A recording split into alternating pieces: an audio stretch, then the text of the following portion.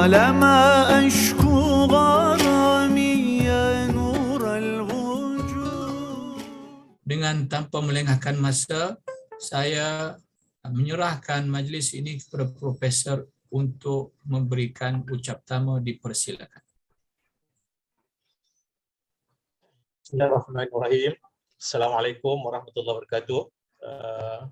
Terima kasih Prof. Dr. Mahyudin bin Daud, pensyarah kanan program pendidikan Islam Akademik Pengajian Islam Universiti Melaya. Dengar suara saya Dr. Prof. Mahyudin? Dengar, Masya Allah. Okey, Alhamdulillah. InsyaAllah saya akan meneruskan saya punya kertas kerja berkaitan dengan pendidikan Islam dari segi expectation and action di negara-negara ASEAN, khususnya dalam konteks kita Malaysia. Terima kasih kepada para peserta konferens Madrasah 2022.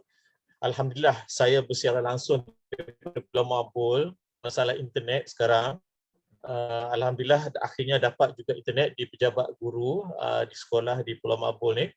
InsyaAllah bila kita membincangkan berkaitan dengan pendidikan Islam, kita tidak dapat lari daripada apa yang kita panggil sebagai satu kurikulum. Satu kurikulum pendidikan umat Islam, satu kurikulum sebagai satu bidang. Satu bidang dalam pengajaran pendidikan Islam ataupun satu kurikulum sebagai satu subjek mata pelajaran. Itu antara takrifan yang kita boleh klasifikasikan pendidikan Islam dalam konteks ASEAN country, dalam konteks Malaysia khususnya. Bila kita menyebut pendidikan Islam, kurikulum itu adalah merupakan nadi, merupakan penggerak kepada penyampaian suatu proses pedagogi, suatu proses ilmu itu disampaikan. Sama ada kita memahaminya dalam konteks dianya adalah satu mata pelajaran, sama ada peringkat KSSR, peringkat KSSM, hatta peringkat universiti, okay, ataupun peringkat yang lebih besar kita boleh namakan dia sebagai satu kurikulum bidang pendidikan Islam. Sama ada dia bidang syariah, bidang usuluddin, bidang falsafah dan sebagainya yang terkandung di dalamnya subjek mata pelajaran agama Islam. Dan yang ketiga, kita perlu faham juga bahawa kurikulum pendidikan Islam sebagai satu sistem pendidikan umat Islam, yang mana bila mana pelajar keluar daripada aliran sekolah menengah, bila pelajar keluar masuk ke universiti, bila pelajar keluar ke masyarakat, apakah nilai value yang dibawa daripada asas pendidikan Islam yang mereka belajar di sekolah kepada pendidikan real life mereka. So ini yang kita bayangkan, apa yang kita bayangkan daripada hasil daripada pedagogi yang diajar oleh guru di dalam kelas, penyampaian yang digunakan oleh guru dalam pengajaran mereka. Tugas guru bukan saja mengajar, bahkan mendidik. Go to the next presentation. Tugas guru bukan saja menyampaikan pengajaran konten ilmu Islam, bahkan mendidik sebagai satu pedagogi kemahiran yang perlu ada dalam diri guru. Dan kalau kita tengok berkaitan dengan pedagogi dalam konteks Islamic study, dalam konteks Islamic education, pedagogi yang kita maksudkan ialah pedagogi sakinah, pedagogi love in education. Okay, baik ya? Pedagogi love in education ni perkara yang amat kurang dijalankan oleh guru. Dan inilah merupakan satu cabaran dalam konteks kita negara ASEAN khususnya, dalam konteks kita Malaysia khususnya. Expectation yang kita nak daripada pengajar seorang guru bukan saja mengajar konten ilmu, tapi mendidik anak didik, menjadi seorang murabbi, menjadi seorang pendidik yang bertugas sebagai seorang menyampaikan konten knowledge untuk diamalkan. Dan yang ketiga, bukan saja untuk ditaksirkan apa yang disampaikan oleh guru dalam KSSR, dalam KSSN, tetapi apa yang nak ditaksirkan more than that. Hasil daripada penaksiran yang dilakukan terbentuk tak jiwa peribadi mereka. Dan kalau kita tengok KPM sekarang, dengan tidak adanya UPSR, dengan tidak adanya PTV, lebih fokus kepada SN, kepada mana mereka nak arahkan pentaksiran tersebut, pentaksiran bilik darjah. Semuanya untuk menjadikan, menilai, membentuk, mendidik anak murid untuk membentuk value supaya mereka boleh beramal dengan value tersebut bila mereka keluar daripada form 5 nanti. So ini antara perkara-perkara yang kita perlu faham dalam konteks kita, dalam konteks kurikulum, dalam konteks pedagogi, dalam konteks pentaksiran, bagaimana kurikulum pendidikan Islam tersebut nak membentuk nilai dan peribadi pelajar supaya mereka keluar, mereka boleh beramal dengan amal Islam. Sebab itulah kalau kita tengok dalam KSSM sendiri, kita ada daripada ilmu, daripada amali, daripada amalan, hinggalah penghayatan dan pentadbiatan.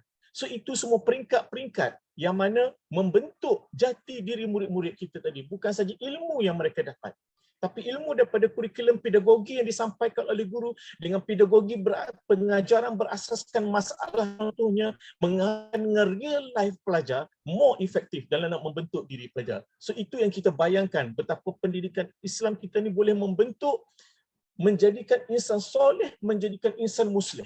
Itu yang kita nak daripada peranan kita sebagai guru pendidikan Islam. Dan seterusnya, kalau kita tengok slide yang seterusnya, kita boleh tengok dalam dunia sekarang, dalam abad ke-21, dunia penuh dengan cabaran, dunia penuh dengan globalisasi, penuh dengan menghendaki guru belajar dengan IT, mempunyai kemahiran IT dan sebagainya. Kenapa? Kerana nak membentuk diri anak murid. Dan kita bayangkan anak-anak murid kita berada di sekolah bandar, berada di sekolah luar bandar, berada di sekolah pendalaman, berada di sekolah pulau. Macam contohnya sekarang, saya terlibat dalam kajian di pulau-pulau, melihat bagaimana profesionalisme guru-guru. Bukan saja guru as a ustazah, tapi guru as a guru Muslim. Apa tindakan kita sebagai as a guru Muslim dalam tugas kita berdakwah kepada masyarakat, menyampaikan da'i, menyampaikan pendidikan, bahawa tugas kita bukan nak menghabiskan kurikulum itu isah, tapi nak menyediakan murid-murid, the future murid-murid, masa hadapan mereka. Sebab itulah tugas guru Muslim ini amat berat. Bukan saja menyampaikan dan content knowledge, bukan saja nak menghabiskan syllabus, sama ada syllabus daripada negara Malaysia, syllabus daripada negara Indonesia, syllabus daripada negara Brunei, hatta syllabus daripada negara Thailand sendiri, bukan nak menghabiskan syllabus Islamic education itu isah, tapi nak membentuk jati diri supaya anak murid yang keluar nanti anak murid yang dinamik dan berkualiti, bukan saja untuk kehidupan dunia, tetapi untuk kehidupan akhirat mereka nanti. Ini kita bayangkan, nak menyediakan. Itu tugas kita sebagai seorang murabbi, tugas kita sebagai doa, nak menyediakan anak-anak murid ke arah perkara tersebut. Dan kalau kita tengok slide yang seterusnya, okay, tugas guru ini kalau kita tengok dalam bentuk yang luas, bukan as a teacher semata-mata, bukan as a guru menyampaikan pengajaran. Mereka juga adalah murabbi, muallim dan muaddik, nak membentuk adab, menyampaikan, mendidik jasmani, mental anak murid. Itu yang kita nak, bahawa mental dan jasmani serta rohani yang kita didik tadi dapat membentuk, menyediakan diri mereka untuk the future. Bila mereka keluar daripada Form 5, bila mereka keluar daripada KSSM, contohnya KSSM kita dah habis dah satu kohort, dah habis dah SPM itu kohort yang pertama, so ni kohort yang kedua akan masuk SPM tahun ni, so kita nak tengok mereka tersedia jasmani mereka, tersedia rohani mereka, apatah lagi mental mereka. So itu semua peranan guru Muslim, nak mempersiapkan mereka. Kalau kita tengok anak-anak kita sekarang, banyak masa mereka di sekolah. Ruang masa mereka banyak bersama guru-guru di sekolah. Dan itulah peluang kepada guru nak mendidik mereka. Bahawa tugas guru adalah mencorakkan masa depan masyarakat, mencorakkan masa depan komuniti yang berada di sekolah untuk menyediakan satu bangsa yang bernilai. Kalau kita tengok sekarang dalam dunia sekarang dengan rasuah, dengan non-identity yang tidak beretika, tidak berakhlak, kenapa perkara ini berlaku? So, semua ini menjadi cabaran kepada as a teacher, as a guru Muslim, as a ustazah dalam nak mempersiapkan anak murid. Bukan saja untuk mempersiapkan mereka untuk menghadapi SPM, tetapi mempersiapkan mereka untuk kelangsungan kehidupan dunia dan untuk kelangsungan kehidupan di akhirat nanti. Itu perkara yang kita boleh nyatakan. Next slide. Proses yang dilalui oleh anak-anak murid kita daripada KSSR, daripada KSSM dan sistem pendidikan murid kita, daripada sekolah menengah harian biasa, SK biasa, SBPI, SABK, sekolah agama negeri, swasta, semua itu menjurus kepada pembentukan nilai dan value. Dan ini yang kita dambakan, dan KPM ini yang KPM harapkan daripada guru-guru, nak memastikan anak murid 6 tahun di sekolah rendah, 5 tahun di sekolah menengah, mereka keluar dalam soalan menjadi insan yang soleh, insan yang muslim. Dan itu yang kita harapkan, the future yang membentuk jati diri mereka, bahawa mereka faham tugas mereka sebagai khalifatullah fil ard, sebagai khalifah Allah. Oleh sebab itulah kurikulum yang disediakan, kurikulum yang boleh menyediakan dan membuka mata mereka lagi untuk mencari kurikulum yang lain. Dalam dunia ICT, murid membina ilmu, murid mencari ilmu, guru hanya sebagai moderator, memandu mereka. Dan itulah sebagai satu pendidikan umat Islam, yang mana sistem pendidikan berasaskan Islamic perspektif tadi. Dan kalau kita perhatikan dalam pelan pembangunan, next slide, dalam pelan pembangunan pendidikan di Malaysia, banyak cabaran. Okay, next slide please. Banyak cabaran yang dikemukakan. Di mana pertamanya dari segi prestasi dan cabaran sistem pendidikan di Malaysia berfokuskan kepada penambahbaikan akses kepada pendidikan. Dan kita tengok sekarang, di pedalaman, di pulau-pulau. Sekarang ni saya berada di Pulau Mabur, semuanya mengharapkan satu akses yang memudahkan murid-murid. Sekolah kurang murid, SKM, sekolah kurang murid ini satu cabaran kepada guru memastikan. Sebab itulah asas kepada sistem pendidikan di Malaysia, asasnya adalah guru Muslim, asasnya adalah guru ustaz dan ustazah, asasnya adalah teacher bahasa Inggeris. Itu antara perkara yang menjadi pokok utama nak membentuk jati diri selain daripada subjek-subjek yang lain.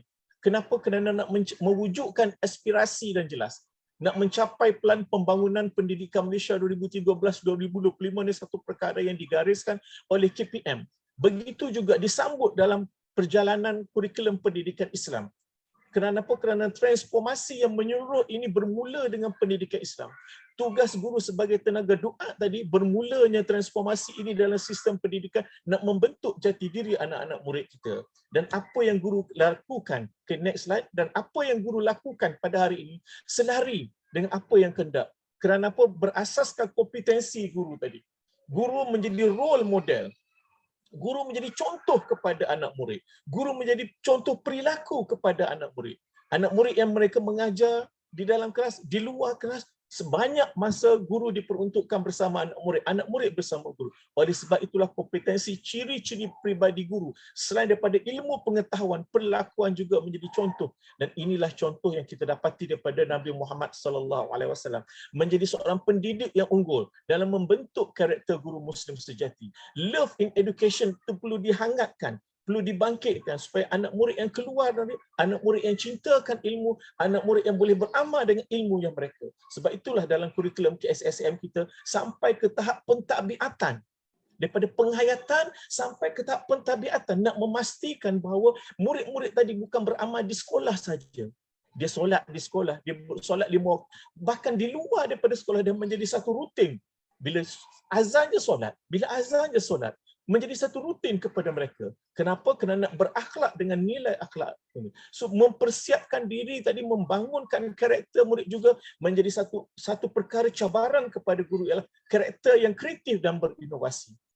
Ditambah dengan dunia abad ke-21 ini menyediakan anak murid yang kreatif dan berinovasi dalam nak menyampaikan pengajaran mereka, memandu murid. Sebab itulah kalau kita tengok sekarang dalam kompetensi guru, kita membincangkan kompetensi guru, guru-guru bersifat mengajaran berasaskan problem based learning contohnya. Problem based learning ini contohnya dapat memandu murid mengaitkan the knowledge yang mereka belajar dengan real life mereka, dengan apa yang berlaku di hadapan mereka, mata mereka. Contohnya saya ambil hasil daripada pembelajaran berkaitan dengan solat jenazah. Mereka belajar ilmu solat jenazah tu apa dia rukun pertama. Tetapi bila mereka keluar ke masyarakat, mereka tidak menghadiri bila ada satu kematian. Tetapi bila mereka memahami hasil didikan daripada tugas guru sebagai seorang murabi, tugas guru sebagai seorang doa tadi, mereka telah memahami bahawa itu tanggungjawab mereka. Mereka akan menghadiri solat jenazah. Mereka apply ilmu tersebut dalam masyarakat. So ilmu tersebut dipraktiskan menjadi pentabiatan kepada mereka. Itu satu contoh yang kita boleh highlightkan. Belum lagi kita boleh membandingkan value-value, nilai-nilai yang terbentuk. Okay, dengan meninggalkan perkara-perkara yang berkaitan dengan rasuah, yang a lot of rasuah berlaku, mereka boleh tinggalkan. So ini perkara yang boleh membentuk jati diri mereka. Hasil daripada kompetensi guru yang ditunjukkan. Profesionalisme guru-guru yang dikenaki oleh KPM tadi telah digariskan. Ini membantu menyediakan guru-guru. Menyediakan seorang guru yang memahami tugas mereka bukan saja mengajar, tugas mereka adalah mendidik anak bangsa. Okay, next slide. Dan kalau kita perhatikan, kurikulum yang dibincangkan oleh Ibn Khaldun juga selari dengan apa amalan pada hari ini. Maksudnya kita telah membahagikan ada level 1 anti level 5, membahagikan ilmu tersebut mengikut daya upaya anak murid. Dan yang lebihnya kita melaksanakan kebat. Kemahiran berfikir aras tinggi, menyediakan anak murid dengan berfikir yang lebih menjangkau beyond the knowledge yang mereka belajar. Itu salah satu kurikulum yang mana diasaskan oleh Ibn Khaldun, yang mana pendidik mengajar pengetahuan tersebut berdasarkan level thinking of anak murid, berdasarkan level setiap anak murid mereka tadi. Setajuk dan isi kandungan juga ada level-level tertentu yang kita ajar. So itu dari segi tafsiran kurikulum mengikut Ibn Khaldun, menunjukkan kepada kita, next slide, bersesuaian dengan apa yang kita boleh pakai pada hari ini. Dengan cara guru mengajar mengambil kira tahap dengan kemampuan pelajar. Pelajar diberi ruang dan peluang seluas-luasnya untuk meneroka sebanyak ilmu, sebanyak maklumat dalam konteks dunia abad ke-21 ini. Oleh sebab itulah, aplikasi kepada KSSN dengan pedagogi pengajaran yang berasaskan problem-based learning contohnya telah memandu arah pemikiran kreatif murid. Okay, tak kisahlah mereka berada di Malaysia ke, mereka berada di Singapura ke, mereka berada di Thailand ke, kurikulum itself telah memandu mereka hasil daripada pedagogi yang dimainkan oleh guru. Pedagogi sakinah, love education, in education yang ditunjukkan oleh guru tadi telah memandu mereka pemikiran kreatif anak murid tadi. Okey, kalau kita tengok next slide, cabaran pendidikan. Berkaitan dengan cabaran pendidikan, kita tengok sekarang untuk melahirkan next slide, melahirkan guru yang kreatif, melahirkan anak murid yang kreatif, melahirkan melahirkan murid yang kreatif, kolaborasi dan berkeupayaan komunikasi. Kita tak nak anak murid kita seorang yang pasif, tak berkomunikasi, kurang komunikasi, tetapi melahirkan anak murid yang 4 karakteristik kalau kita tengok kat sini. So itu peranan daripada guru muslim yang syumur. Tugas guru sebagai seorang murabbi yang mempunyai tafsiran yang tersendiri, muallim, musyrik, muslim, mudaris, muadik dan mukhris mempunyai tafsiran yang tersendiri. Bahawa tugas guru as a guru muslim tadi bersifat syumul, bukan sahaja menyampaikan the content of knowledge. Dan inilah cabaran kepada guru-guru nak membentuk kreativiti dan membentuk keboleh pasaran anak-anak murid bila mereka keluar daripada dunia persekolahan nanti. Dan inilah cabaran pada masa hadapan kepada guru dalam nak menyediakan anak murid mereka. Bukan saja nak menghabiskan kurikulum, habis bulan 5, bulan 6, bulan 7 contohnya habis, tetapi lebih kepada penghayatan yang mereka nak gariskan. Okey, baik. Seterusnya, kalau kita tengok kat sini, pendidikan yang dimaksudkan juga daripada all aspect, daripada lintas country di Malaysia, ASEAN country tadi, yang kita nak melahirkan ialah sifat ruhiyah tadi. Ruhiyah di dalam diri anak murid tadi terbentuk. Tak kisahlah awak belajar di Indonesia ke, awak belajar di Thailand ke, awak belajar di Filipina ke, awak belajar di Manila ke, awak belajar di Thailand, awak belajar di Singapura ke, hatta di Indonesia sekalipun, pembentukan ruhaniyah itu amat penting. Itu yang kita kata futuristic study dalam konteks kita yang kita perlu fahami. Futuristic tadi yang boleh membentuk manusia yang soleh, manusia yang boleh menyumbang kepada masyarakat. Dan ini yang kita nak daripada anak murid kita. Masyarakat mengharapkan sesuatu daripada kurikulum pendidikan yang kita gariskan, yang mampu melahirkan murid yang boleh berinteraksi dengan alam, mampu menyediakan murid yang boleh berinteraksi dengan komuniti. Itulah kurikulum pendidikan dalam sistem pendidikan yang kita gariskan dalam KPM. Mana melahirkan manusia yang menyedari tanggungjawab dia sebagai khalifatullah fil ard, berjasa untuk kehidupan dunia, menyumbang kepada masyarakat dan menyediakan diri dia untuk alam ba'dal akhir insya-Allah. Dan kurikulum pendidikan adalah satu bentuk kurikulum yang melengkapkan diri manusia. Okey, yang perlu melengkapkan diri manusia, membina ilmu pengetahuan dan mampu bertanggungjawab. Sebab itulah kalau kita tengok the next slide, kurikulum yang kita gariskan ialah kurikulum yang mampu membina identiti, makna hidup, tujuan hidup anak murid kita.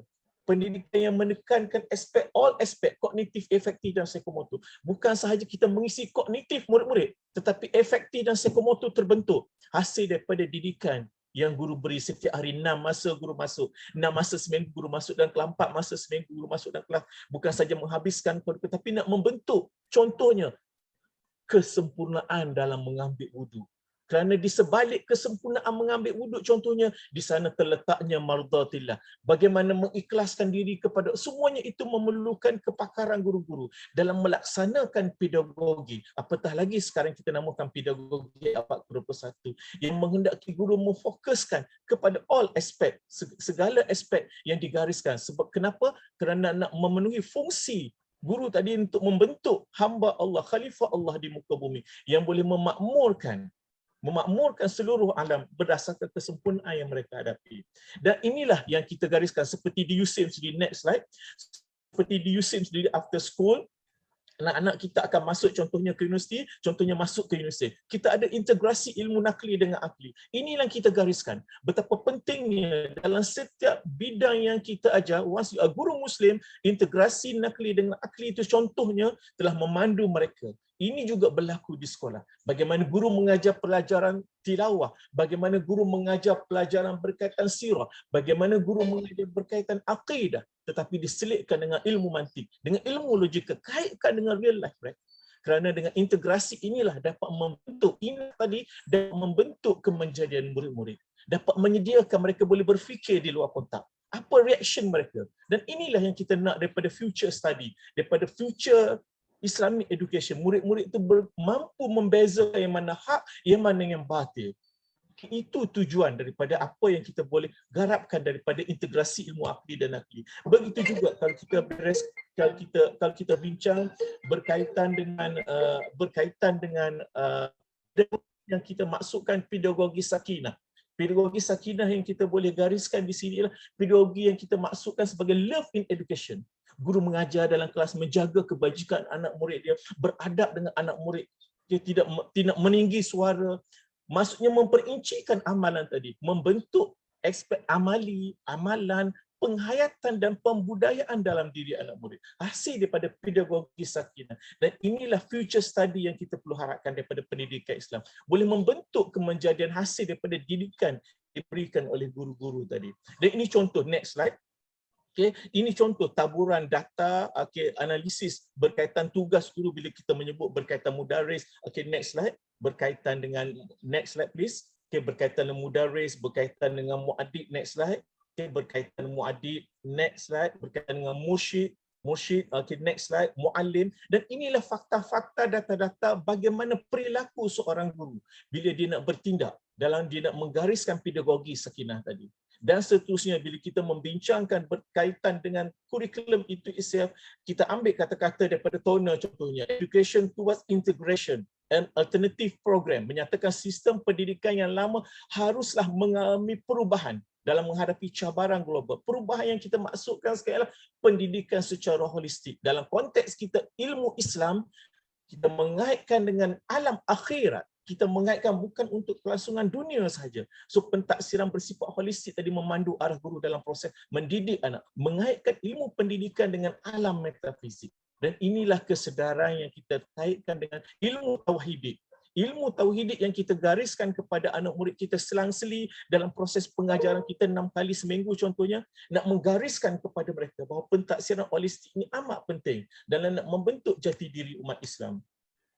Dan apatah lagi kalau kita tengok next slide, dalam First World Conference on Muslim Education 1977 menggariskan bahawa pendidikan adalah proses yang bermatlamat untuk mencapai perkembangan manusia secara keseluruhan dari segi rohani, intelek, emosi dan jasmani. Tetapi apa yang berlaku dalam masyarakat kita? Adakah difokuskan kepada kognitif saja? Adakah difokuskan kepada intelek saja? Sedangkan dalam First World Conference on Muslim Education telah menggariskan inilah asal pendidikan. Pendidikan Islam yang kita nak, pendidikan yang seharusnya mengenangani perkembangan manusia bukan sahaja secara individu, bahkan kumpulan.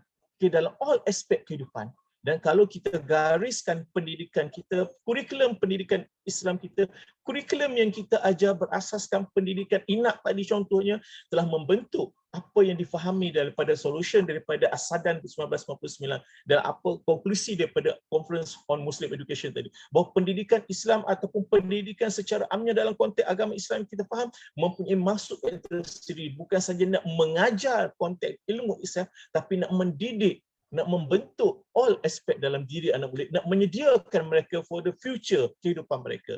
Bila mereka menjadi seorang peguam, bila mereka menjadi seorang doktor, bila mereka menjadi seorang engineer, tapi engineer, doktor dan peguam yang berasaskan ilmu Islam tadi.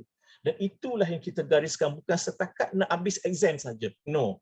So more than that. Oleh sebab itulah para ustaz, para ustazah dan guru muslim amnya menggerakkan pedagogi mereka berasaskan apa yang kita faham tadi supaya dapat menyediakan khalifatullah fil ard, khalifatullah boleh menyediakan mereka untuk kehidupan ke alam akhirat seterusnya.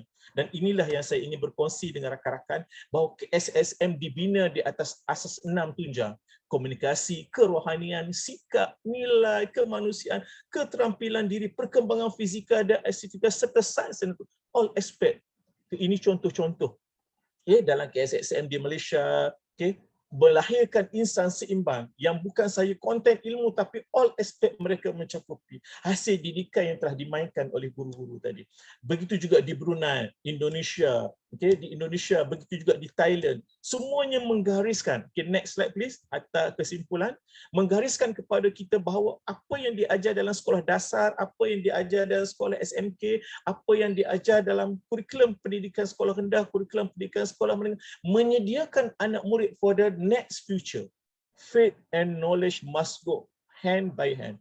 Okay, faith is a spiritual gift and knowledge is an intellectual equation through the use of man intellectual act. Islam does not allow the Muslim to dichotomize life and divide into the which belongs to God and that which belong to Kaisar. Islam wants education to be a process which curriculum and teaching method help each individual. Nampak tak kat sini?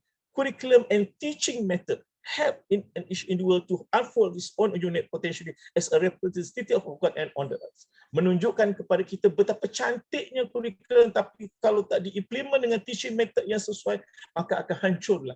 Maka itulah yang difahami daripada kata-kata almarhum Prof. Said Ashraf, menceritakan bahawa tauhidik, ilmu itu penting dalam setiap konten, dalam ilmu agama sekalipun yang kita ada, dalam ilmu sirah, fiqh, sains dan sebagainya. Yang penting kefahaman guru bahawa tugas guru adalah sebagai seorang murabbi, mendidik anak bangsa, menyediakan mereka bukan sahaja untuk habis 6 tahun, habis 5 tahun, tapi bila mereka keluar ke masyarakat.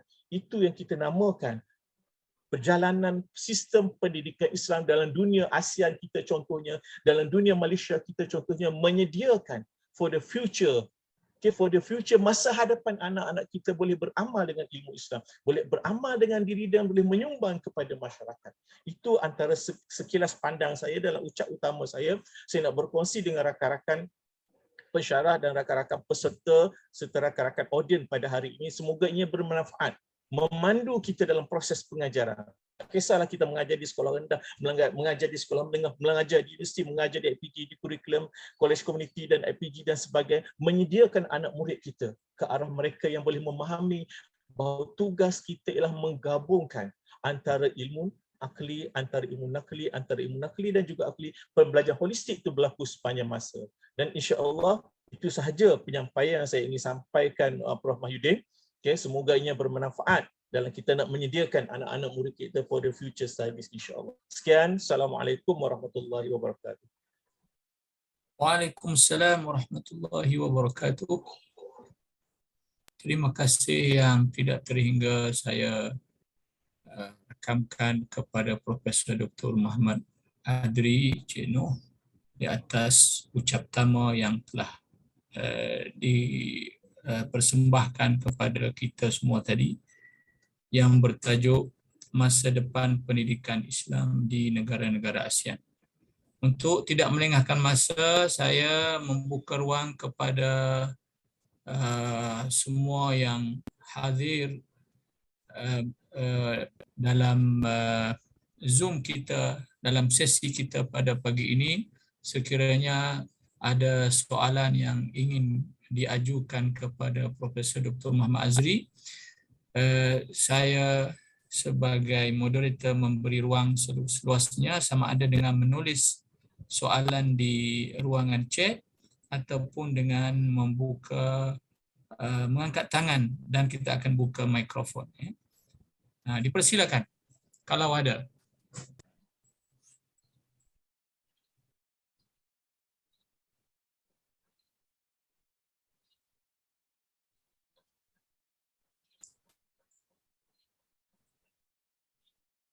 InsyaAllah faham kot semua, Prof. Memang faham. Masya Allah. Masya Allah.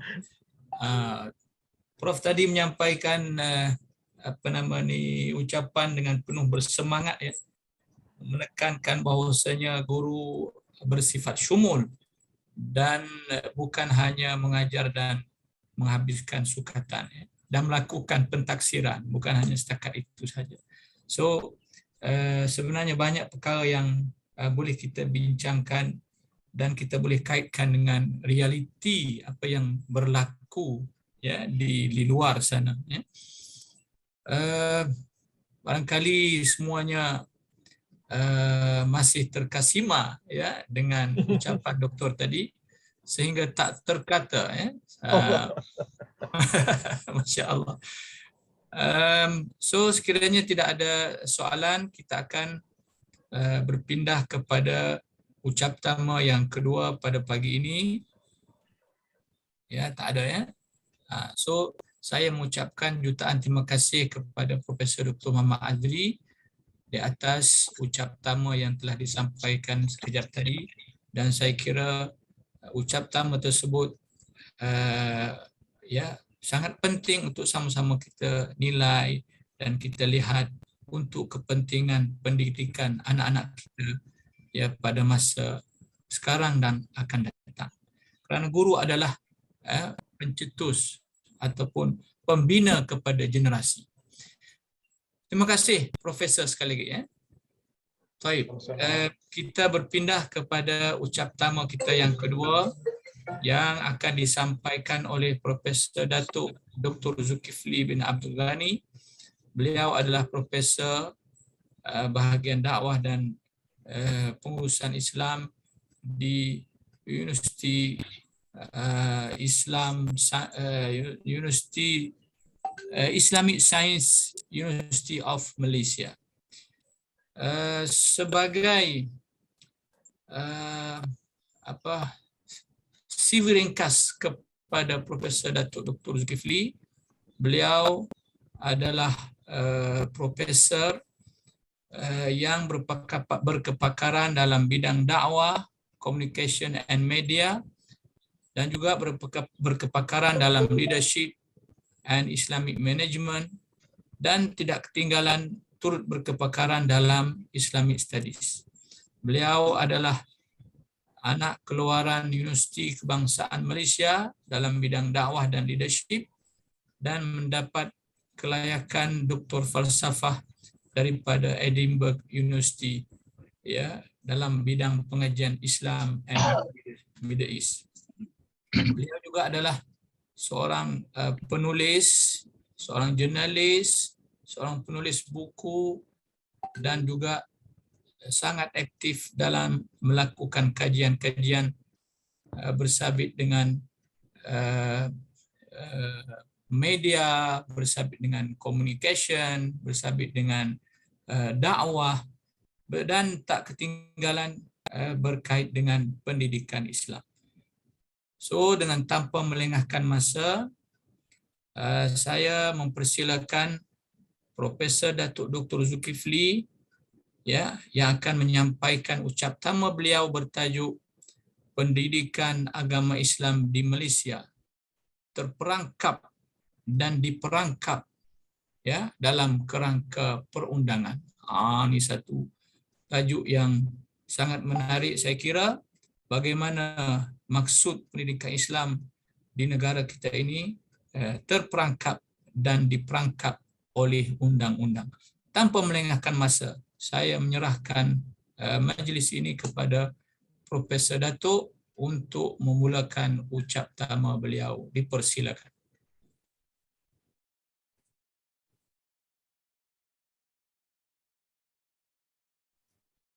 Buka mic, Datuk.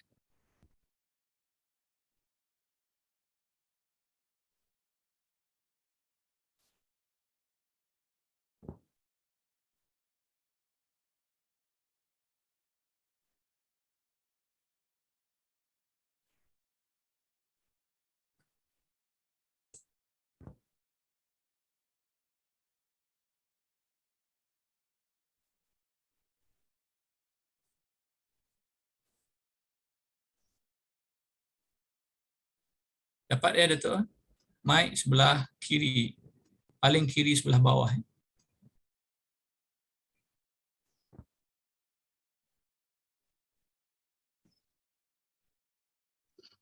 Ya, silakan.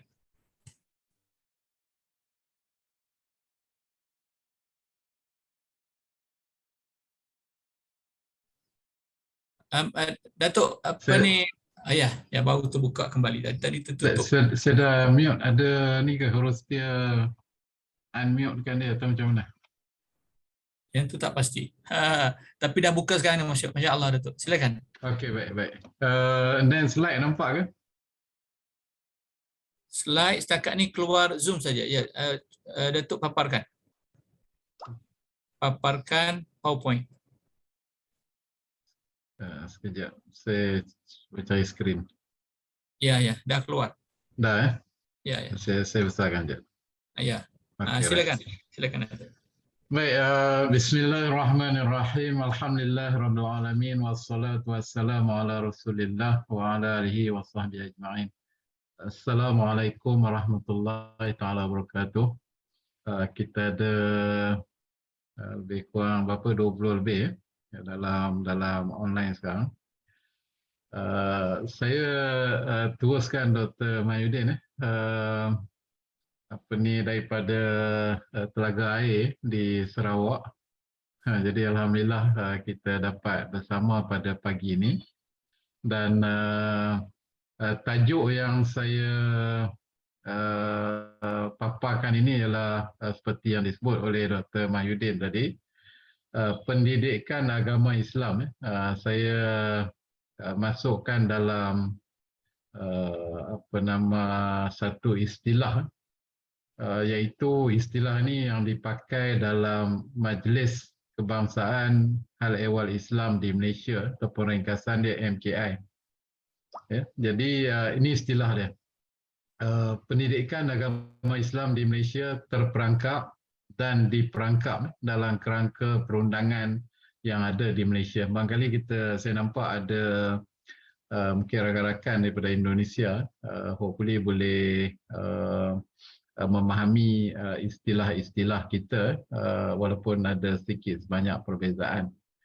Jadi istilah pendidikan agama Islam ni satu perkara yang sebagai bandingan dengan apa yang disebut oleh Profesor Dr. Adri.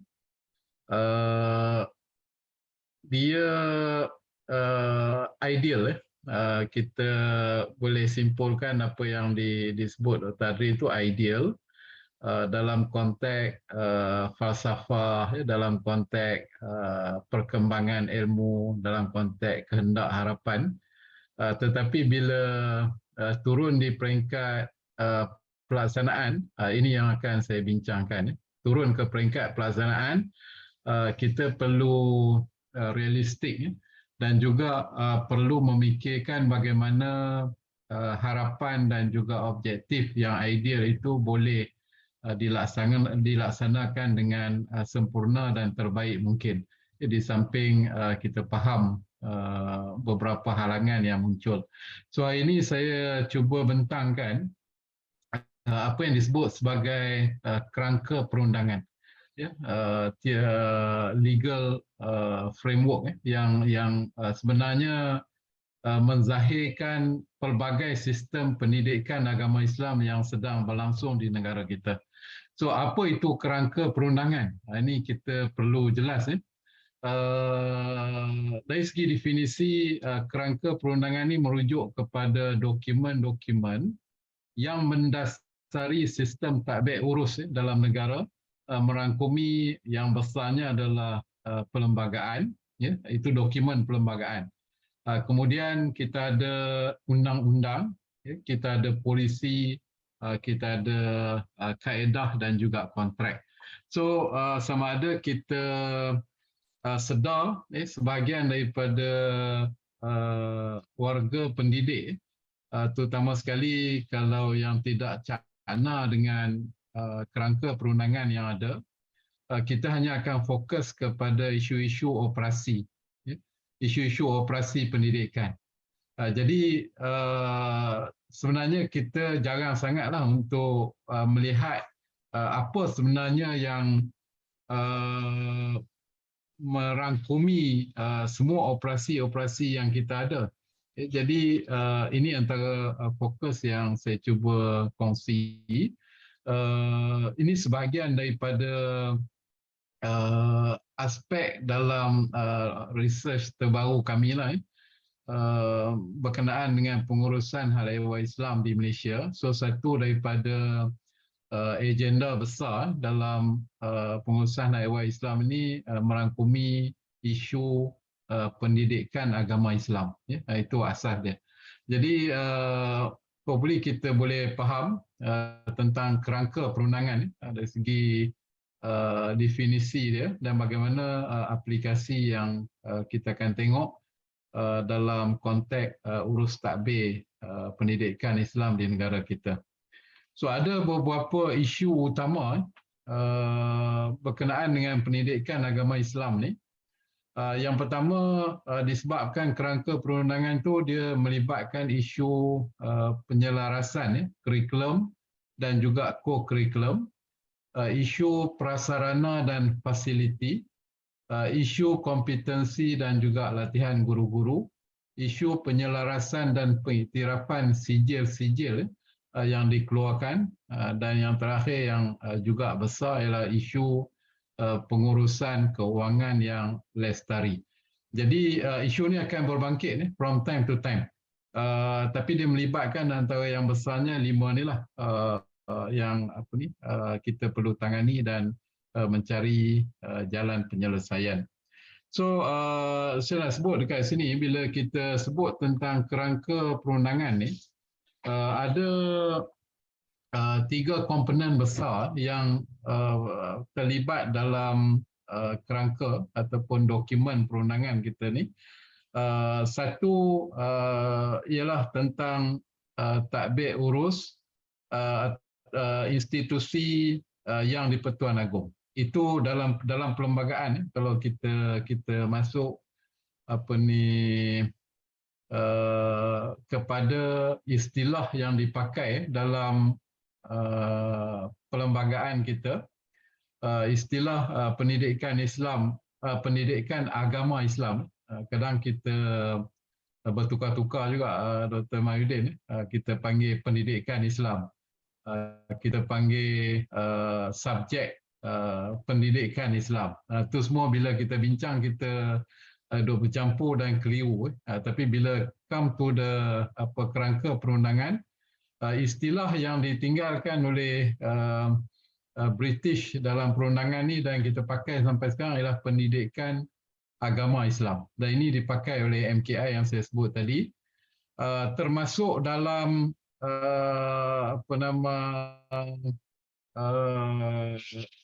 senarai negeri dalam perlembagaan persekutuan.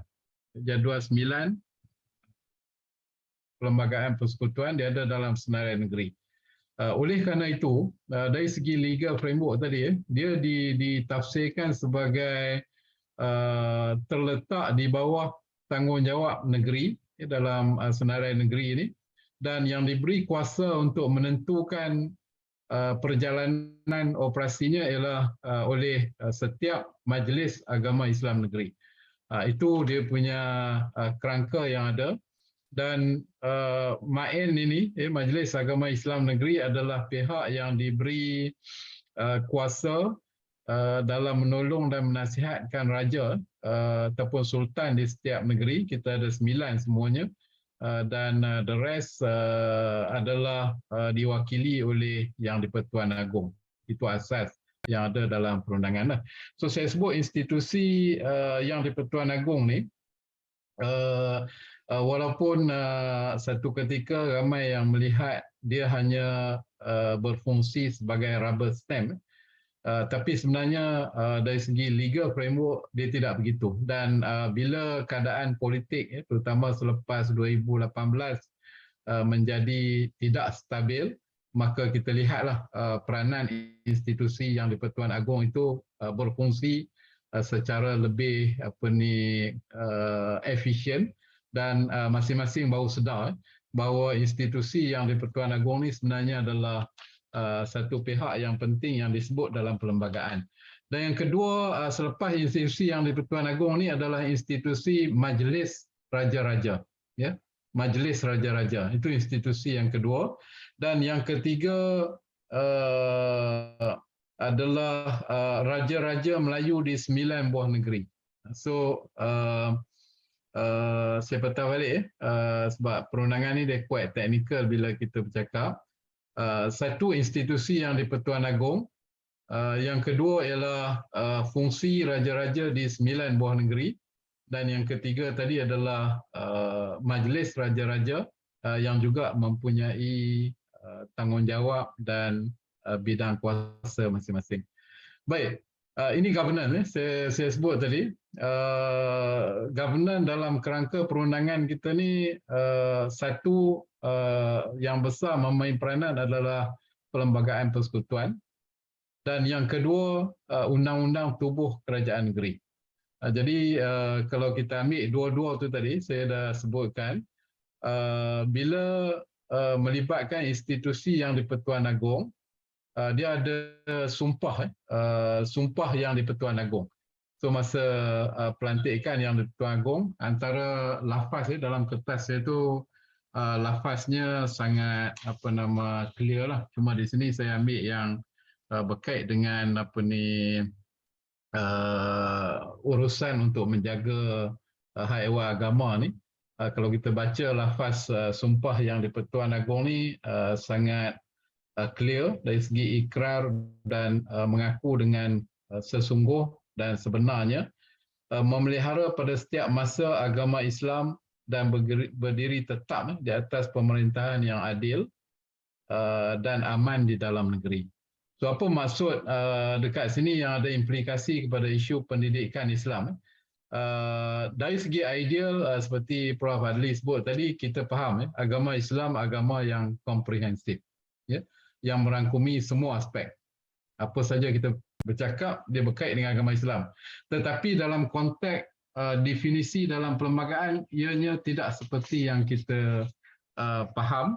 Jadi isu ataupun krisis kita sendiri bermula daripada definisi-definisi ataupun tafsiran kefahaman yang berbangkit daripada dokumen kerangka perundangan ini. So saya secara ringkas saya tak mahu terlalu teknikal dekat sini. Saya nak pergi pada apa sebenarnya yang menzahirkan daripada kerangka perundangan ini. Dan data yang saya dapat ini adalah data first hand. Data yang dari segi analisisnya kita masih belum komprehensif. Saya menggunakan istilah terperangkap dan diperangkap. So macam mana kita nak keluar dalam konteks berkenaan. So adakah kita ada political will sebagai contoh, ataupun kalau dalam konteks masyarakat Islam kita panggil irtifak tabi'i. Kita bergerak daripada bawah, membangun dan menyelesaikan sendiri masalah kita dengan sokongan masyarakat Islam yang mahu melihat keadaan yang lebih baik berhadapan dengan perubahan-perubahan yang disebut oleh Dr. Adri tadilah. Jadi asas dalam konteks kerangka perundangan ini kita semua maklum, kedudukan Islam dalam perlembagaan ada dalam perkara 3 dan juga dijelaskan dalam perkara-perkara yang lain.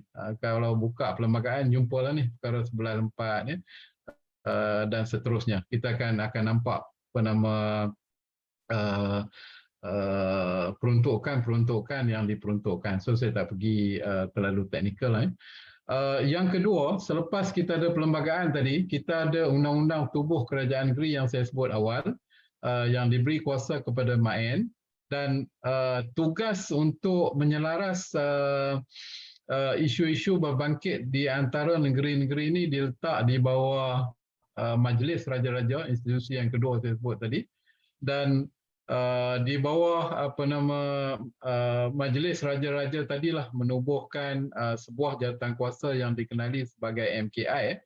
Dan antara yang awal sebelum berlaku perubahan terkini pada awal tahun ini, jawatan kuasa yang ditubuhkan di bawah MKI itu dikenali sebagai LEPAI. LEPAI ini lembaga pendidikan pengajaran agama Islam di bawah satu jawatan kuasa. MKI berhak menubuhkan jawatan kuasa dan nama itu telah dipinda yang baru ni, dan masih kita observe bagaimana dia punya tanggungjawab dan tindakan berikutnya lah. Cuma saya nak sebut dekat sini, LEPAI antara kejayaan besar dari segi penyelarasan dia, dibuat enactment pengawalan sekolah-sekolah agama Islam yang digubal. Cuma ada 9 buah negeri yang melaksanakan enactment ini. Itu pun ada perbezaan-perbezaan yang akan saya sentuh kemudian sikit sebagai contoh. So 9 buah negeri itu seperti yang ada dalam slide ni, antaranya Selangor, Sembilan, Melaka, Johor, Perlis. So kita tanya mana negeri yang lain, ada dekat bawah tu. Terengganu ada enactment ni ataupun tidak ada. Terengganu, Pahang, wilayah Persekutuan Sabah tidak mempunyai enactment khusus. Seperti 9 buah negeri tadi, tapi mereka ada peraturan. So kalau nak pergi detail, kita panggil akta ataupun enactment ataupun ordinan di Sabah Sarawak ni yang berkait dengan apa ni Undang-Undang Pentadbiran Hak Islam ataupun 505 itu dikenali 505 dan juga 355 itu nama aktanya lah. Baik, di Kelantan ni unik daripada 9 buah negeri campur 4 Terengganu, Pahang, wilayah Persekutuan dan Sabah tadi. Kelantan ada enactment dia sendiri, enactment Yayasan Islam Kelantan. So itu keunikan di Kelantan dan kita tengok dia punya menzahirkan apa selepas ini daripada pelbagai legal framework yang ada ni.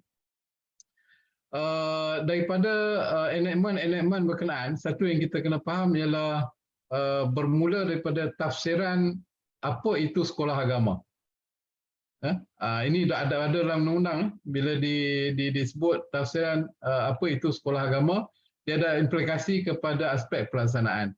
Jadi sebab tu saya bawa saja dekat sini, ini sebagai contoh lah kepada kita apa yang ditafsirkan sebagai sekolah agama. Enactment dalam 9 negeri yang ada tadi, itu pun ada perbezaan masing-masing. Cuma kita ambil contoh dekat sini di Selangor dan juga di Kelantan. Kalau kita ambil macam di Selangor, ini detail peruntukan ataupun definisi apa itu sekolah agama. So kalau tengok sekolah agama di Selangor ni termasuk masjid, madrasah, surau, pusat Islam, balaisah. Patutnya dekat Kelantan tu istilah balaisah, tapi kat Selangor pakai dalam enactment ini. Pondok tadika, dan mana-mana sekolah Islam, sekolah agama Islam yang tidak berada di bawah Kementerian Pelajaran ataupun Kementerian Pendidikan sekarang, itu didefinisi oleh enactment di Selangor. Dan kalau kita ambil Kelantan sebagai contoh dekat sini, Kelantan definisi sekolah agama dia tak ada balaisah tadi. Balaisah dia tak masuk. Tapi apa yang ada dekat Kelantan ni, kalau kita pergi tengok tafsiran dia, di mana pengajaran dalam agama Islam ni diberi kepada kepada 10 orang atau lebih. So tuan-tuan boleh bayang bila enactment ni ada 10 orang murid, maknanya dia boleh jadi satu sekolah. Ini cerita dia. So kalau satu sekolah 10 murid, kita boleh bayang berapa kaki tangan yang perlu ada. Dan kalau dia swasta, bagaimana dia nak survive? Itu dia punya persoalan. Sebab ini dia bagi 10 orang lebih, dia dah jadi satu sekolah. Itu tafsiran dia.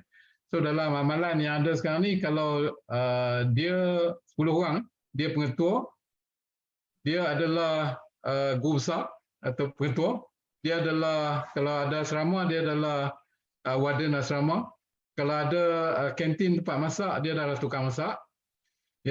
Kalau dia ada van, dia adalah driver.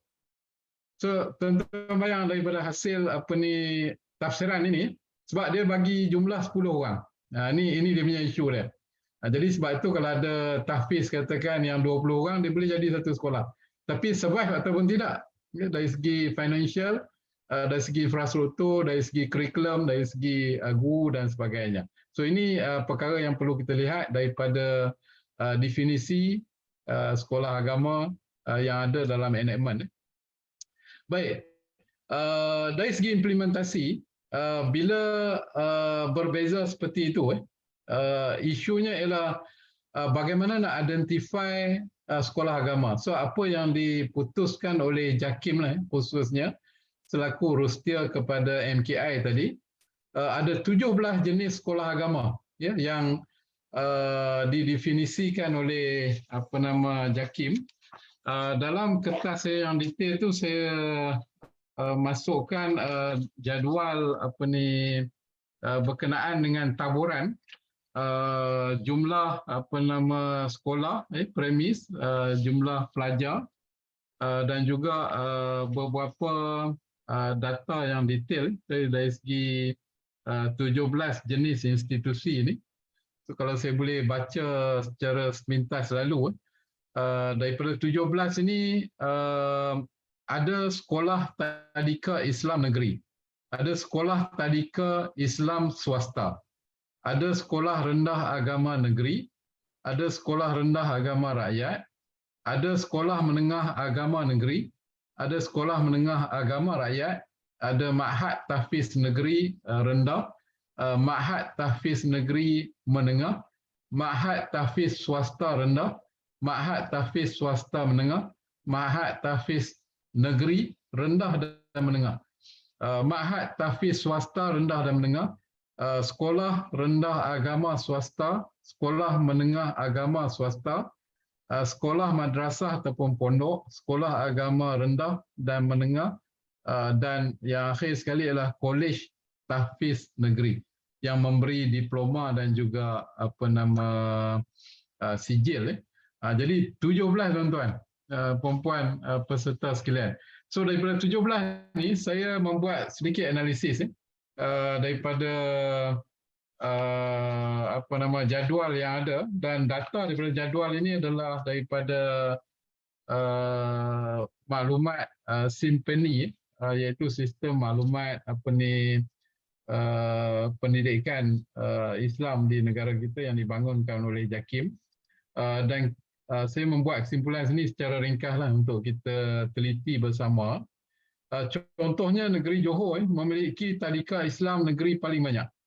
So bila kita masukkan tadika Islam negeri, negeri bertanggungjawab terhadap premis, terhadap guru tadika, terhadap kurikulum, ya, dan juga aspek financial lah. So kalau tengok negeri Johor memiliki tadika negeri paling banyak. Ya. Negeri Sembilan dan Sarawak tidak ada tadika negeri. Dia tak perlu spend duit, dia tak perlu ni untuk urusan ini. Tapi Johor kena menjagalah sebab tafsiran dan juga operasinya seperti itu. Hanya Selangor, Sabah, Terengganu, wilayah Sekutuan Kuala Lumpur, Putrajaya memiliki sekolah rendah agama negeri. Dengan Selangor ada 11 buah sekolah, murid ada 7,381 dan guru berjumlah 544 semuanya. So kita boleh bayang kalau kita ambil peruntukan emolument Selangor, Sabah, Terengganu, wilayah Sekutuan ini, mereka perlu menggaji, jumlahnya ada 544 orang guru. Itu implikasi daripada apa yang ada lah. Baik, bagi sekolah rendah agama negeri, negeri yang ada ni, kalau tengok statistiknya, Johor memiliki 576 buah sekolah rendah agama negeri. Apa maksud dia kat situ? Ya, dengan murid 190,000. Ini paling ramai. Dan guru 4,115 orang. Maknanya Johor kena memperuntukkan keuangan yang sangat banyak daripada sumber negeri. Ya, untuk bayar gaji, bayangkan 4,115 orang guru, setahun berapa emolumen dia? Boleh dapat, kalau nak data tu kita boleh dapat lah. Cuma saya nak tunjukkan hasil daripada kerangka perundangan. Murid ramai 190,000 berbanding dengan beberapa negeri yang lain yang saya sebut kat sini. So mana negeri yang ada sekolah rendah agama negeri, dia tak mampu nak ada, sebahagiannya tak mampu nak ada sekolah menengah. Kenapa? Saya ambil contoh Selangor sebagai contoh. Sebab Selangor dah serahkan semua sekolah menengah agama ni kepada kementerian. Jadi hasil negeri itu digunakan untuk sekolah rendah agama. Ya, dan Johor ini data yang kita ada lah. So kalau kita lihat kat sini, Kedah, Kelantan, Melaka, Negeri Sembilan, Pulau Pinang, Pahang, Perak, Perlis, Sarawak tidak memiliki sekolah rendah agama secara tidak sepenuh masa, seperti yang dimiliki oleh negeri Johor. Itu keadaan dia. Bagi sekolah menengah agama, SMAN, Kelantan negeri yang paling tinggi, 20 buah dengan 19,000 pelajar. Begitu juga dengan Pahang, diikuti oleh negeri lain lah. So Perlis, Selangor, Pulau Pinang, Sarawak wilayah tidak ada sekolah menengah agama. Sekolah menengah agama negeri dah diserah ke urus tadbir kepada Kementerian Pendidikan Malaysia. So itu very complicated saya boleh kata dari segi apa yang terzahir daripada kerangka perundangan yang ada. Baik, Kelantan memiliki 8 buah ma'had tahfiz negeri. Ya, ini yang teramai. Ada 293 guru yang perlu bayar amonemen tetap, dan juga diikuti oleh Selangor ada 5 buah. Ini tahfiz tahfiz negeri di bawah negeri sendiri. Melaka, Negeri Sembilan, Pulau Pinang, Perak, Perlis, Sabah, Sarawak wilayah tidak memiliki ma'had tahfiz negeri.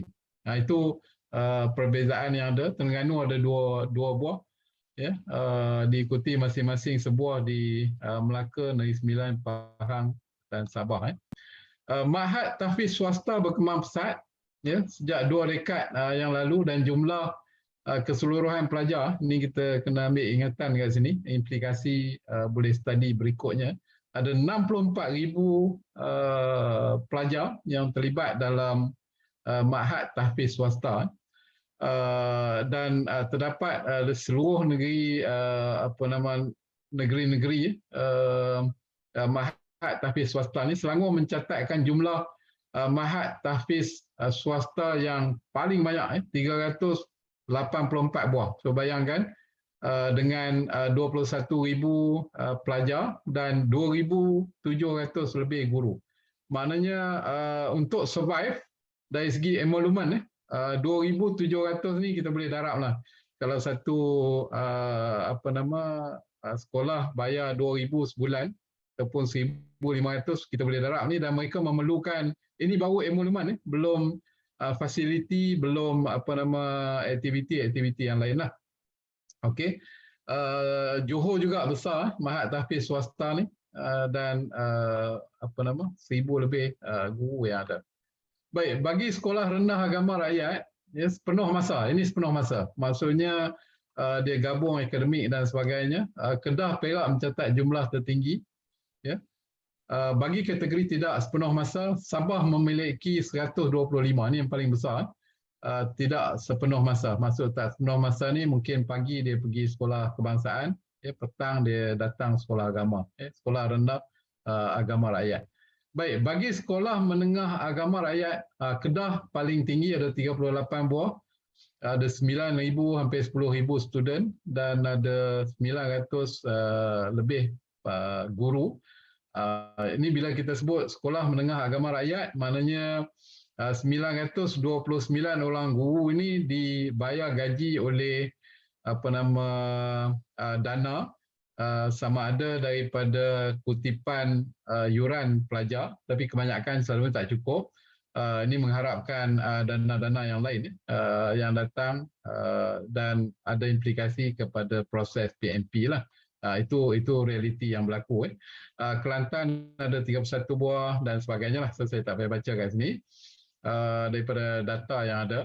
Dan saya ikuti dengan satu lagi data dekat sini, iaitu bagi sekolah rendah dan menengah agama swasta. Ini kita kena ni ditadbir oleh banyak individu, ada NGO, ada syarikat, ada pertubuhan politik. Ini dia memberi warna yang banyak kepada corak dan bentuk kepada sekolah rendah dan sekolah menengah agama swasta.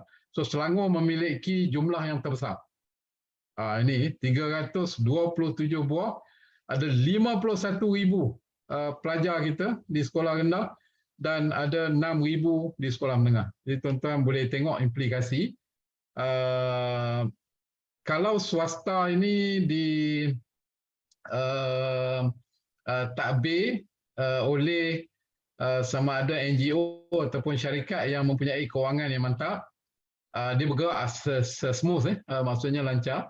Tapi kalau swasta itu juga masih mengharapkan derma orang ramai dan sebagainya, ini ada implikasi kepada kelestarian. Itu asasnya.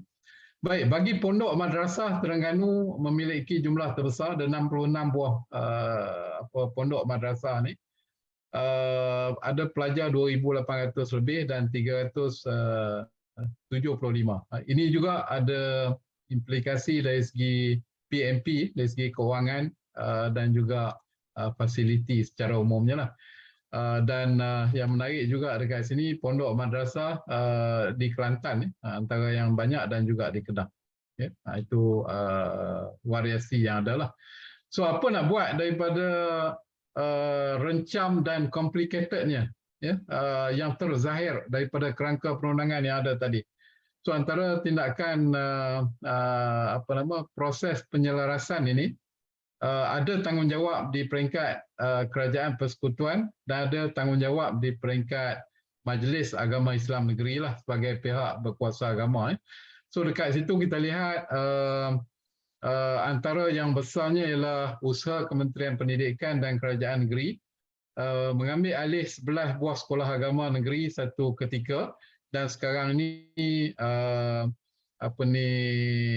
meningkat yang kita sebut sebagai SMKA itu kepada 55 buah ketika ini. Ada isu tak ada isu dari segi pengambilan ni? Masih ada isu. Contohnya bila masuk ke kementerian, dari segi guru diberi pilihan lah nak jadi guru persekutuan ataupun nak kekal dengan negeri. Dalam maklumat saya, majoriti ataupun hampir semua lah akan pilih sebab kemudahan-kemudahan persekutuan itu lebih banyak dan lebih terjamin berbanding dengan negeri. So isu tanah negeri cuba kekalkan, tapi isu fasiliti dan juga isu keuangan untuk operasi sekolah diharap datang daripada kementerian. Kurikulum ada yang cuba ambil kurikulum di peringkat persekutuan dan mengekalkan kurikulum di peringkat negeri. Tapi di bawah SMKA semuanya lenyap kurikulum negeri, dia dah jadi kurikulum persekutuan.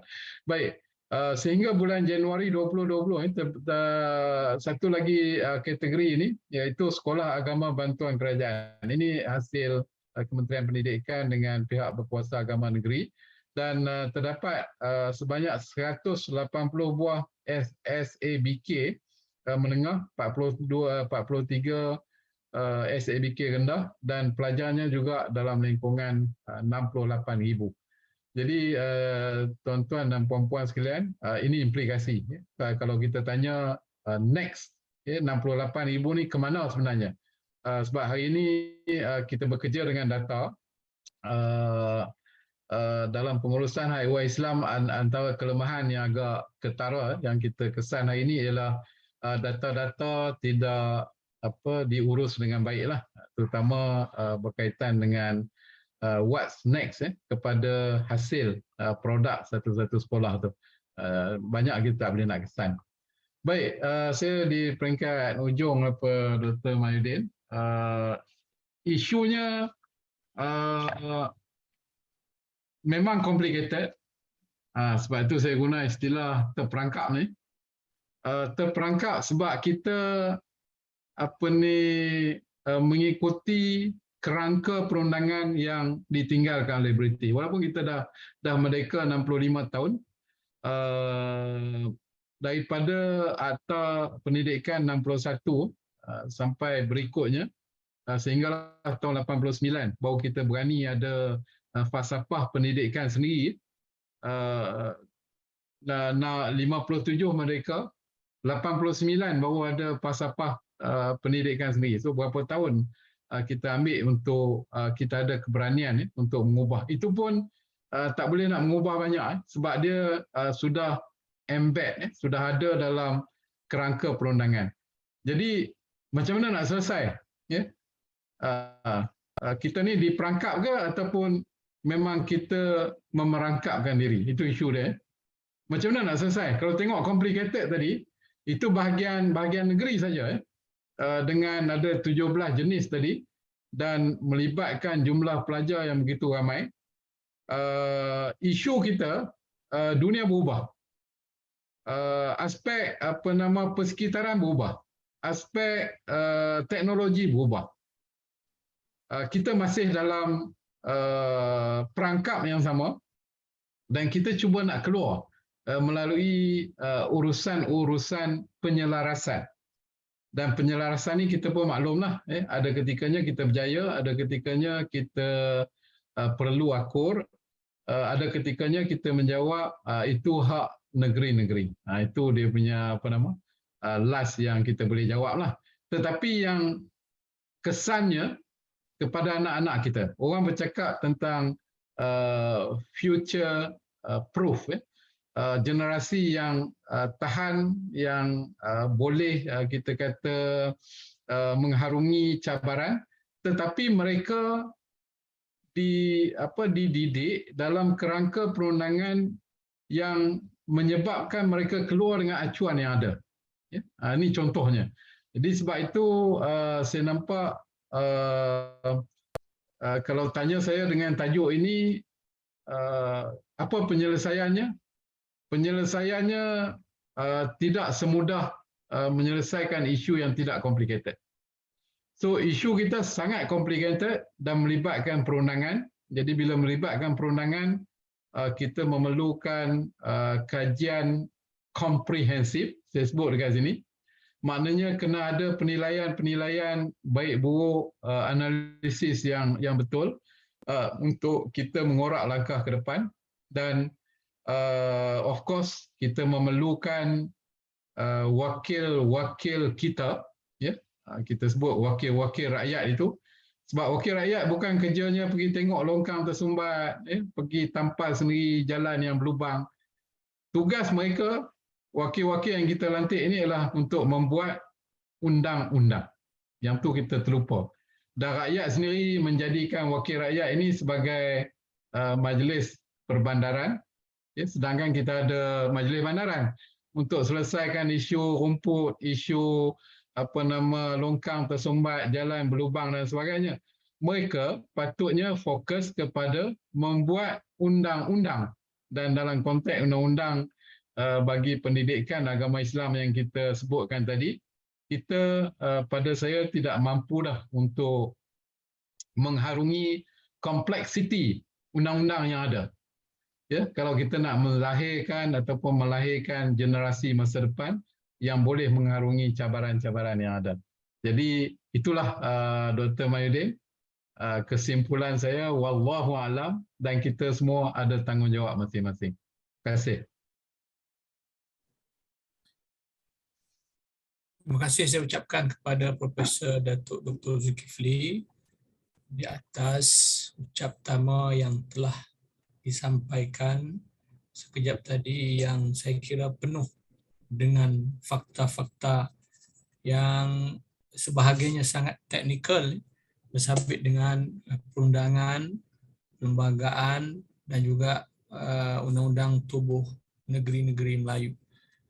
So sekali lagi terima kasih saya ucapkan kepada Profesor Datuk atas ucap tama tadi. Dan selanjutnya saya buka sesi soal jawab dengan sisa masa yang ada. Apa-apa persoalan yang ingin dikemukakan kepada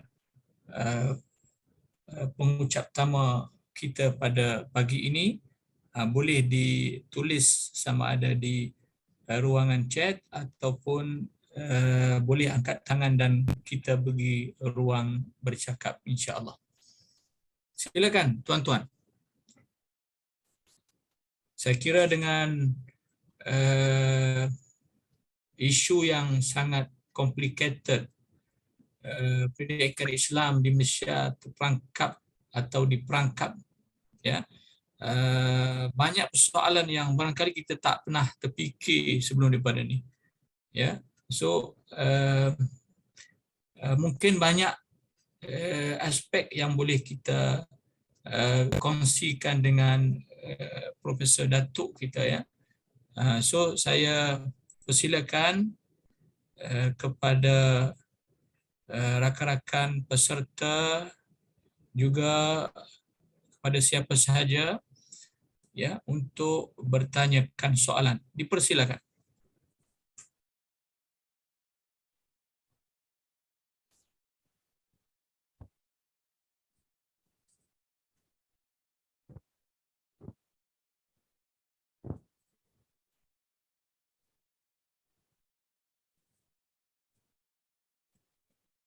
Kita ada soalan Prof di ruangan chat. Soalan daripada saudara Khairil Husaini bin Jamil. Apakah isu ini akan berkait dengan pendidikan agama masa depan sekiranya institusi digital dapat melepaskan diri daripada institusi negara? Mungkin Dr. Prof boleh respon. Okey, terima kasih pada Khairil Husaini. Satu yang kalau saya boleh faham elok soalan ini, maknanya melalui teknologi yang ada sekarang, digital pun dia ada banyak definisi dan kita perlu faham sewajarnya lah. Satu, kalau boleh saya ringkaskan, sekurang-kurangnya ada 3 aspek dalam digital ini. Ya. Yang pertama, proses digitalisasi, digitalization. Contohnya kita lihat hari ini ada Quran, ya, ada hadis, kitab-kitab hadis yang dah digitizekan. Ya. Yang tu tak ada masalah. Ya, maknanya bila di-digitize masuk dalam kita punya platform ataupun sistem yang ada, aplikasi yang ada, kita boleh sharing dan sebagainya. Yang tu kita no problem, Dr. Mahidin, itu proses yang pertama. Yang kedua yang saya rasa yang agak mencabar, iaitu kita sebut sebagai digitalization. Ya. Maksudnya proses-proses digitalisasi itu dia melibatkan bukan proses digitize dokumen, dia melibatkan bahan ataupun konten, melibatkan proses, ya, proses, dan of course yang ketiga dia punya outcome daripada itu. Tapi yang besar juga digitalisasi yang sedang berlaku sekarang ni ialah kita panggil sistem yang terhasil daripada proses digitalisasi tadi. Ya, sistem. Contohnya yang mengubah cara PMP kita ataupun seminar kita hari ini. Itu sistem. Sistem ni kita kena faham dia bergerak, dan ada ketikanya dia smooth, ada ketikanya tak berapa smooth. Ya. Contohnya dari segi delivery dan sebagainya macam kita hari inilah. Maksudnya dari segi orangnya dalam sistem ini, bila dah boleh bertemu ni, face to face adalah pilihan lebih baik berbanding dengan online seperti ini.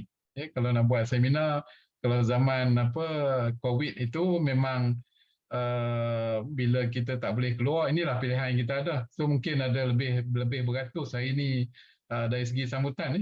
Tapi kalau dah ada peluang yang lain, kita akan pada face to face. Itu sistem. Jadi bila kita sebut tentang pendidikan Islam, untuk menggunakan digitize bahan, tak ada masalah. Ya. Digitize bahan dan sebagainya boleh masuk dalam sistem, boleh dicapai waktu kita suka. Efektif ataupun tidak efektif itu perbincangan yang lain.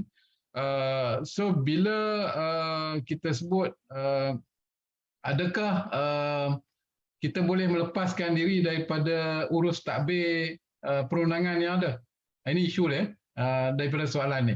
Boleh kita melepaskan diri, maksudnya kita membina satu sistem digital sendiri. Boleh dicapai oleh orang ataupun tidak? Itu satu persoalan daripada kita. Boleh menarik minat ataupun tidak? Siapa nak iktiraf kita? Ya, dalam sistem pendidikan ini. Kalau dia berhasil, katakan ini kajian yang dibuat Dr. Mahyudin dalam konteks teknologi yang established macam di Amerika, dan of course mereka lebih established daripada kita sebab mereka yang mencipta dan menjadikan dia dalam bentuk bisnes. Jadi dicuba di beberapa universiti yang termasuk universiti yang ternama. Masa percubaan tahun pertama, mendaftar student secara belajar online, sistemnya semua online. Di peringkat awal pendaftaran memang banyak, dari segi kuantiti jumlahnya banyak. Tapi 6 bulan kemudian sekian persen dah gugur. Masuk semester ketiga, sekian jumlah dah gugur. Kemudian masuk tahun yang keempat, kalau katalah 1,000 orang mendaftar, yang akan bergraduat dalam sistem tu mungkin tak sampai 50 orang. Ataupun mungkin 100 orang. Apa maksud kita daripada sistem ini? Itu kita nak kata. Kita kena cuba keluar daripada kawalan legal framework yang ada, tetapi kita mungkin berdasarkan pengalaman dan berdasarkan bidang dan sebagainya, kalau bentuk formal, yang berbentuk formal lah, pendidikan formal seperti yang kita bincangkan ini, saya masih nampak control of the state terhadap bidang kuasa ini masih ada, walaupun dia dijalankan dalam bentuk digital sepenuhnya ataupun separuh digital dan sebagainya. State still main peranan, sebab itu struktur kehidupan kita manusia buat masa ni lah. Kita ada banyak bentuk komuniti, daripada individu kepada keluarga, kepada komuniti, kepada negara. So semua function dalam komuniti ataupun bentuk-bentuk tadi still berfungsi, dan alat yang kita sebut sebagai digital itu hanya berfungsi sebagai medium ataupun alat yang facilitate keperluan kehidupan kita. Dia begitu dia punya bentuk dia, quite technical. Saya zoom tak mau pergi dalam konteks online ni, dia tak boleh teknikal sangat pun sebenarnya Dr. Mahyudin. Dia kalau main teknikal dengan online ni, saya bagi orang pendidikan kita ni, kita kena ada satu research, effectiveness-nya mungkin tak sampai 50% pun. Sebab tu saya kalau bermain dengan angka-angka ni, kita tak boleh terlalu banyak angka lah dalam presentation berbentuk online. Terima kasih Dr. Mahyudin. Terima kasih respon Profesor Datuk sekejap tadi. So kalau ada apa soalan, mungkin satu soalan terakhir. Dr. Ahmad nampak buka mic.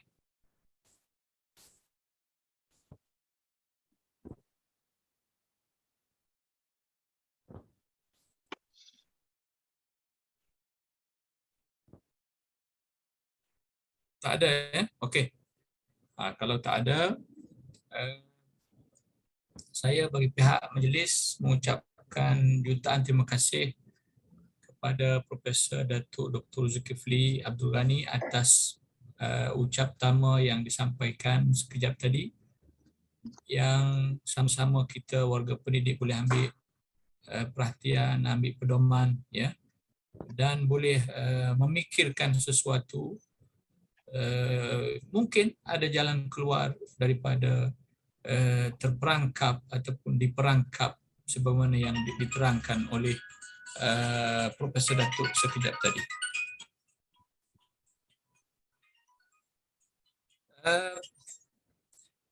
Kita sudah berada di penghujung sesi. Sekali lagi saya mengucapkan terima kasih kepada kedua-dua pengucap tamu kita. Yang pertama Profesor Dr. Muhammad Adri dan juga yang keduanya Profesor Datuk Dr. Zulkifli di atas penyampaian ucap tamu masing-masing yang saya kira sangat bermakna dan memberikan kepada kita pengetahuan yang luas, ya. Dan saya rasa kita perlu lebih bijak dan berhati-hati dalam memikirkan pendidikan masa depan anak-anak kita, insya-Allah. Untuk itu sama-sama kita menutup majlis ini dengan tasbih kafarah dan surah Al-Asr. Subhanakallahumma wa bihamdika asyhadu an la ilaha illa anta wa astaghfiruka wa atubu ilaik. Wa sallallahu ala sayyidina Muhammad wa ala alihi wa sahbihi wa baraka wa sallam. Alhamdulillahirabbil alamin. Wal 'asri innal insana lafi khusr illa alladziina aamanu wa tawassaw bil haqqi wa tawassaw bis sabr. Assalamualaikum warahmatullahi wabarakatuh. طالما أشكو غرامي يا نور الهدى